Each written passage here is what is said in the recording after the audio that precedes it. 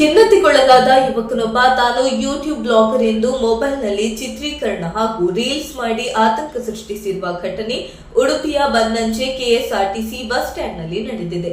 Mobile ಖಿನ್ನತೆಗೊಳಗಾಗಿ bus ಸ್ಟ್ಯಾಂಡ್ನಲ್ಲಿ ಆತಂಕ ಸೃಷ್ಟಿಸಿದ ಯುವಕನನ್ನು ಹೊರ ಜಿಲ್ಲೆಯ 18 ವರ್ಷದ ನಂದ ಎಂದು ಗುರುತಿಸಲಾಗಿದೆ.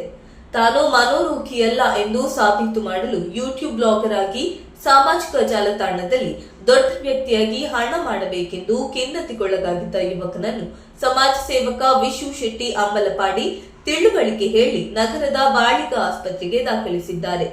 ಇನ್ನು ಇಂತಹ ಘಟನೆಗಳ ಬಗ್ಗೆ ಯುವಕರಲ್ಲಿ ಜಾಗೃತಿ ಮೂಡಿಸುವ ಕೆಲಸ ಶಿಕ್ಷಣ ಸಂಸ್ಥೆ, ಹೆತ್ತವರಿಂದ ಹಾಗೂ ಸಮಾಜದಿಂದ ಆಗಬೇಕು.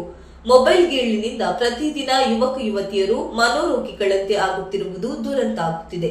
ಈ ಬಗ್ಗೆ ವೈದ್ಯರೇ ಕಳವಳ ವ್ಯಕ್ತಪಡಿಸುತ್ತಿದ್ದು ಜಾಗೃತಿ ಅಗತ್ಯ ಎಂಬ ಸಂದೇಶವನ್ನು ಸಮಾಜ ಸೇವಕ ವಿಶು ಶೆಟ್ಟಿ ನೀಡಿದ್ದಾರೆ.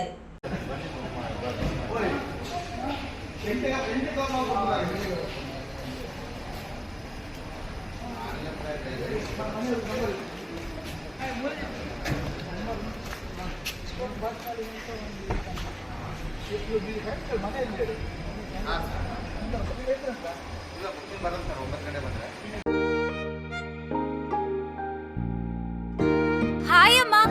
ಹಾಯ್. ಇವತ್ತು ನನ್ನ ಫ್ರೆಂಡ್ ಒಬ್ಳು ಅವ್ರ ಅಮ್ಮಂಗೆ ಸರ್ಪ್ರೈಸ್ ಗಿಫ್ಟ್ ಕೊಟ್ಲು ಗೊತ್ತಾ? ಬರ್ಡೇನಾ? Special day. ಏನ್ ಗಿಫ್ಟ್ ಕೊಟ್ಲು? ನನ್ನಮ್ಮ ಬೆಸ್ಟ್ ಆರ್ಕಿಟೆಕ್ಟ್ ಅವಾರ್ಡ್ ತಗೋತಿರೋ ದಿನ ನನ್ನ ಕಡೆಯಿಂದ ಪ್ರೀತಿಯ ಗಿಫ್ಟ್.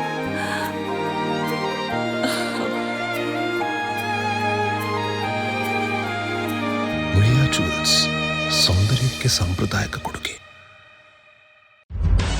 ನಿಖರ ಸುದ್ದಿ, ಸದಭಿರುಚಿಯ ಕಾರ್ಯಕ್ರಮ.